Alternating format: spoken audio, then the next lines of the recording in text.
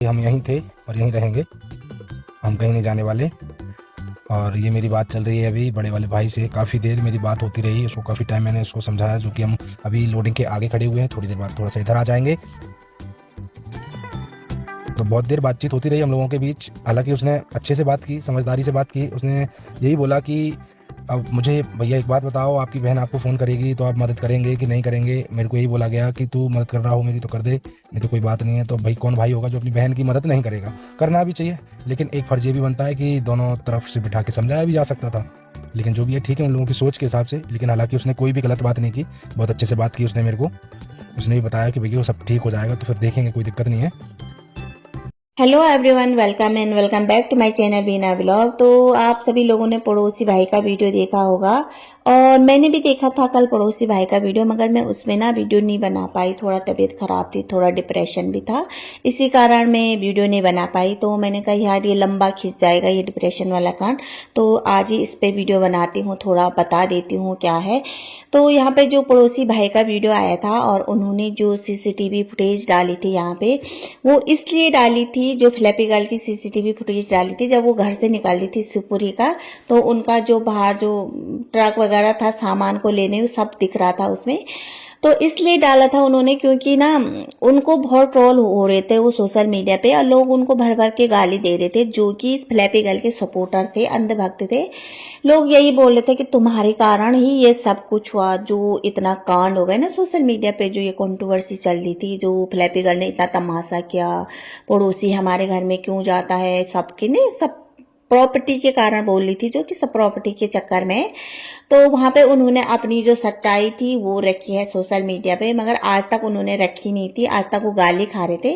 अब उन्होंने सोचा कि भैया पानी सर से ऊपर हो गए तो अब मुझे डालना ही पड़ेगा। तो उन्होंने इसलिए यहाँ पे डाला था कि जो लोग भी बोल रहे हैं कि उनको घर से बाहर निकाला गया, धक्के मार के बाहर निकाला गया, लात मार के बाहर निकाला गया, और जिस दिन वो घर से बाहर निकली तो बहुत सारा झगड़ा हुआ घर में, तांडव हुआ, पुलिस भी आई। किसी ने तो ये भी बोला था कि पुलिस भी आई थी घर में, किसी ने नहीं बोला था, इसी ने बोला था फ्लैपी गर्ल ने कि पुलिस भी आई थी मेरे घर में। तो उनकी जेठानी ने भी बोला था पुलिस आई थी।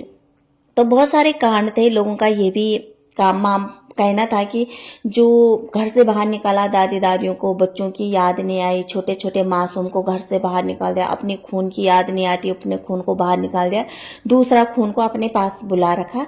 तो यहाँ पे इन्होंने साफ बोला कि भैया उस दिन कोई भी कुछ नहीं हुआ था, घर में कोई लड़ाई झगड़ा नहीं हुआ था, शांति माहौल बना के यहाँ पे फ्लैपी गर्ल ने अपने सामान ले जाने के लिए एक छोटा सा ट्रक बुलाया, उन्होंने अपना सामान पैक किया। सुबह 10 बजे आ गया था ये ट्रक, और शाम को 5 साढ़े 5 बजे के करीब यहाँ से निकला, क्योंकि सामान इनका बहुत सारा था और पैकिंग करने में थोड़ा टाइम लग गया था।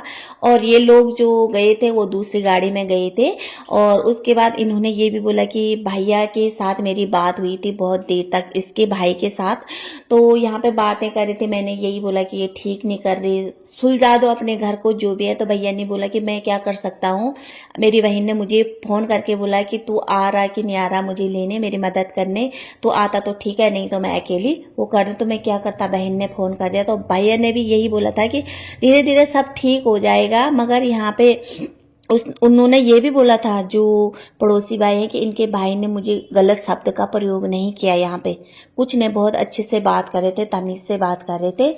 मगर जो ये सोशल मीडिया पे हंगामा चल रहा ना कि फ्लैपी बहुरानी, अबला बहुलानी, बेचारी, उसके साथ ही ये हुआ, 2 पति गुजर गए, उसको धक्के मार के बाहर निकाला, उनके लिए एक जवाब था।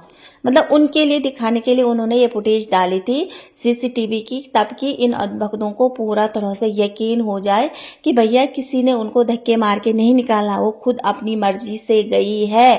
बोलते हैं ना, सच कभी नहीं दबता है, भले झूठ के नीचे कुछ दिन के लिए दब जाता है, मगर एक दिन सच सामने आ ही जाता है। और झूठ कितना भी चिल्लाए चीखे, वो झूठ ही रहता है।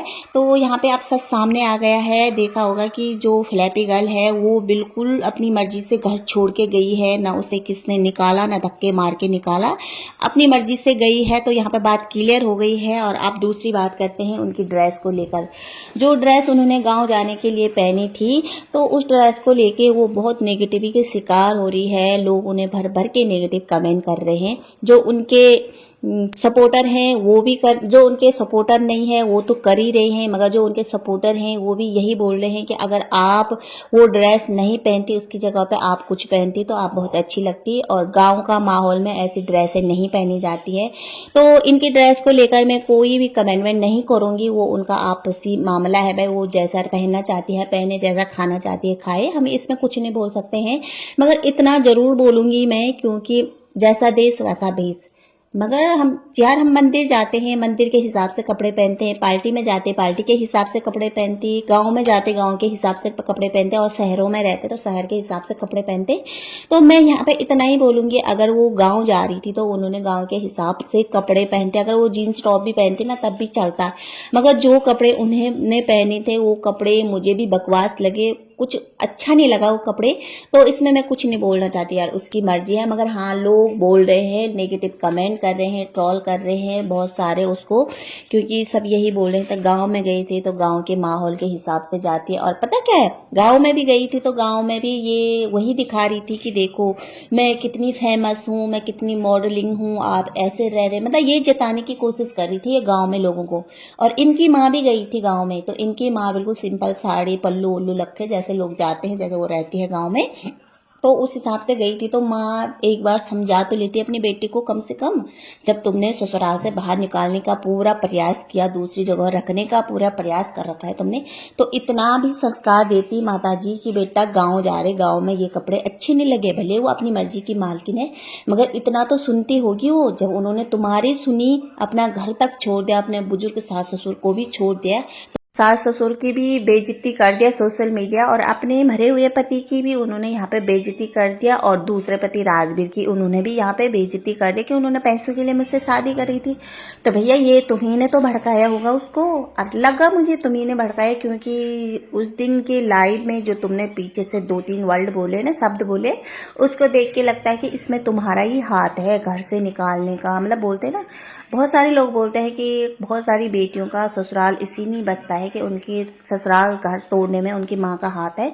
तो बहुत सारे लोगों का होता है भैया, मैं मानती हूँ बहुत सारी माँओं का होता है अपनी बेटियों का घर तोड़ने में हाथ, मगर सबकी माँ ऐसी नहीं होती है, बहुत सारों की माँ समझदार भी होती है। जैसे हमारी माँ है ना, समझदार है, नहीं थी बहुत समझदार, कितनी लड़ाई झगड़ा होती थी, एक ही बात बोलती थी, बेटा घर तुम्हारा असली वही है, भले तुम हमारे पास मत आओ मगर घर तुम्हारा वही है।